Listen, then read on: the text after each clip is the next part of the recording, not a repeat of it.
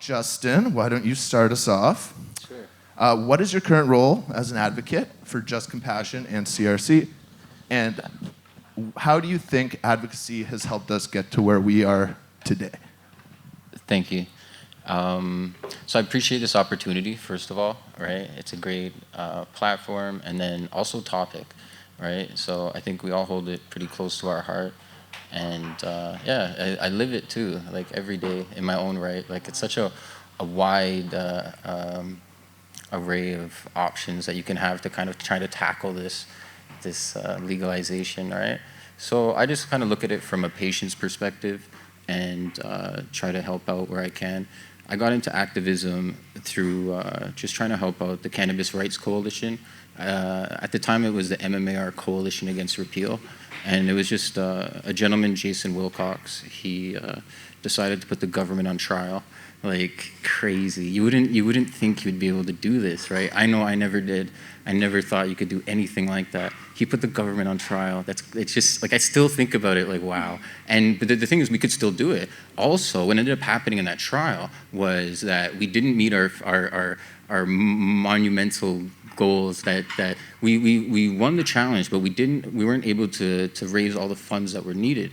It was took over up to $1 million to meet the case. And what the government did was stepped in and took this. So without getting too deep into that, what it should do is give at least an interesting opportunity for future plights that could show that the government will support you if you have the right challenge and you go about it properly for a fight that could affect our country in various ways. So, never be shy to put the government on trial and do what you have to do. Like since then, I've done crazy stuff. I shut down the Young and Bloor a couple times for Bill 178 because it was just like, yeah, we can do that. We can fight the government and protest. And check that out on YouTube. Thanks. And it was empowering to see that. I'd never known anything like it as a man, person, whatever, and being a part of that was really special. So then as a patient, going around and seeing different compassion clubs and dispensaries open, I wanted to be a part of it. So I was given an opportunity to help open Scarborough's first dispensary, Medical Compassion Club, at the time Cannabis Center with SoCo Collective. So that's kind of where I got my start into dispensaries, and then I eventually opened up Just Compassion.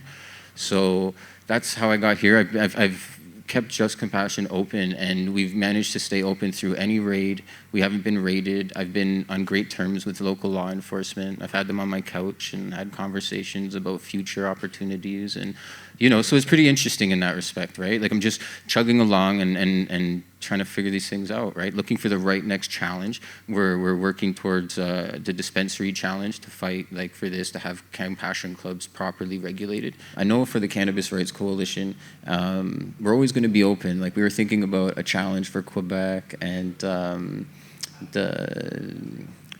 eluding me right now, the other province who doesn't allow growing. We knew Legal that growing, yeah. Yeah, you knew it'd be allowed, Manitoba, right? Just Saskatchewan? because Manitoba? Saskatchewan? Manitoba. Yeah. Yeah, Manitoba. right. We know that with a proper challenge, it'll be struck down, just like it happened in Quebec. And so it's just like, okay, what efforts is the right way? It costs money and so much effort to do a lot of these deeper challenges. So it'll be interesting to see. Like I'm worried about that. We need a few things to happen. Like normalization's incredible. With 4 plants and everybody growing, it's amazing. In a few years, it's hopefully going to be like real normalization. We'll see what a government change brings and what have you.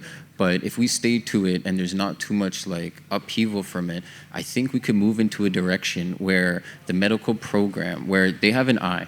They said they want to dismantle the growing of the medical program, which actually led to the 4 plants. So there's this whole idea that they want to remove it, and that's when we're going to get to what would be called dignified access. So I think if we can get to a point where every medical patient is covered through insurance or some kind of subsidy, and that they were taken care of, they didn't have to ever even grow their own unless they wanted to, then sure, 4 plants are fine. Grow 4 with someone else in your household. But until that day comes, and it's not vague either, it's beyond a few dispensaries or dispensaries open up for a recreational community, or just open the doors. I really feel it's important.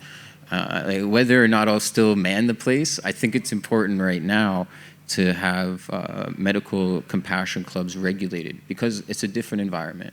We're working people one-on-one. We're working with like people who work them off of opioids through with RSO and different like really direct programs, and cancer patients. Like the most humbling experiences are in these environments, and because you're just humbled by everyone's like mission to heal.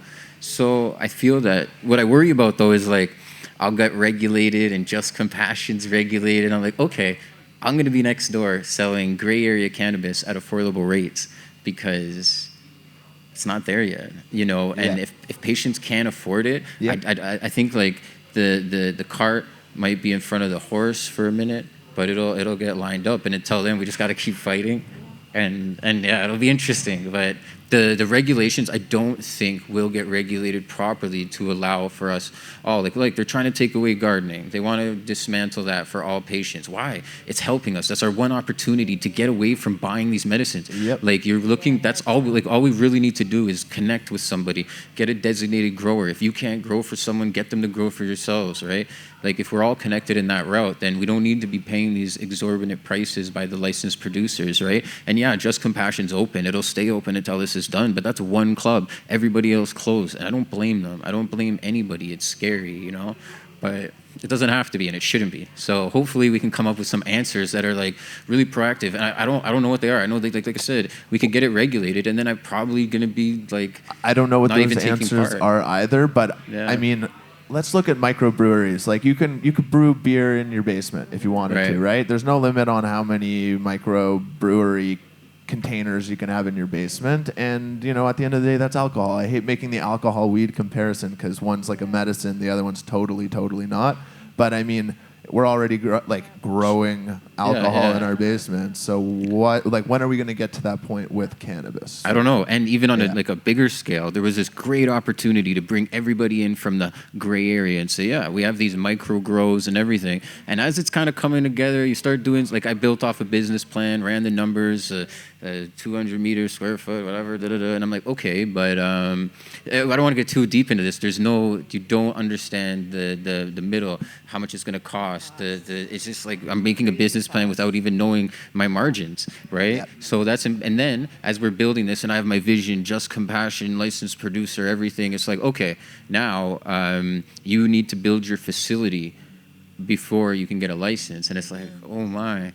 So now for anybody like myself, who's you know, out there, they're going to be in a position that they're going to have to make a deal with a licensed producer. There's almost no way around it that I can see currently, and that's crazy because they're just controlling this system that they don't understand, and they're just trying to capitalize on it. So I think it's going to take a few more years, and it's just going to see more businesses fail and ups and downs of this whole industry. But hopefully through it all I'm really concerned about in the end is that medical patients can get their medicine at affordable rates. And if it's through growing for each other for now, that'll be all right. But hopefully with the whole system, I don't know. I don't even know the answer. Like, I don't see the bottom line dropping for the licensed producers. The only way we can get around it if we're getting it subsidized or like through government subsidy and healthcare. Just like other farming. Sorry, but another way is like I said, reducing the tax, because the tax is a big part of why the government won't cover it. With the excess tax on top, right? It's crazy. Exactly. It's crazy. So it should be treated like other medicines for sure. It's not respected. And that's been the case with marijuana, for cannabis, pardon me, for a long time. Yeah, for as long as it's been around. They've only tried to push it aside. And through as they're trying to regulate it, it's just confusing for everybody.